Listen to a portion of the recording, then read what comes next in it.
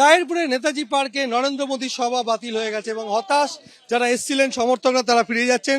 আমরা দেখতে পাচ্ছি এই মুহূর্তে মোদীর কাট আউট নিয়ে ফিরে যাচ্ছেন। আপনারা তো অনেক আশা নিয়ে এসেছিলেন, নরেন্দ্র মোদী এলেন নাকি?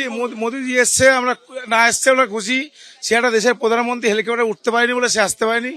আসার জন্য এখানে 2 ঘন্টা এয়ারপোর্টে মোদীজি বসেছিল, আকাশের ওয়েদারের জন্য সে আসতে পারেনি। আপনারা কতটা আশা নিয়ে এসেছেন? আমরা যতটা আশা নিয়ে আসি ততটা আশা নিয়ে আছি আমরা। সে এসছে তাতেও খুশি, আর না এসছে তাতেও খুশি। যান্ত্রিক গোলযোগের জন্য আসতে পারেননি উনি, এই ওয়েদারের এই অবস্থা, ওই জন্যই আসতে পারেননি। উনি তো দেশের প্রধানমন্ত্রী, উনি ওনার মানে ব্যাপারটাই আলাদা। উনি আসছেন, এটাই বড় কথা। এইবার আসতে পারবেন না, আগামীতে আসবেন।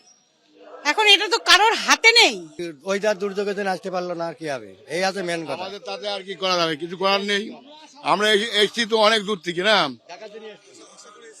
এসছিলাম। আমরা আশা করি মোদি আবার পরে প্রোগ্রাম করুক, আমরা আবার আসবো।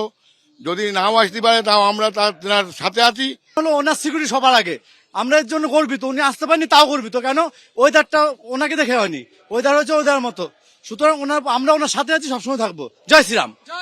আমাদের ভালো লাগলো শুনে। এবার তিনি তো আসতে পারেননি, সেজন্য আমরা দুঃখিত। এবার আবহাওয়ার জন্য আসতে পারেননি, সেজন্য আমরা দুঃখিত, কিন্তু আমরা খুশি।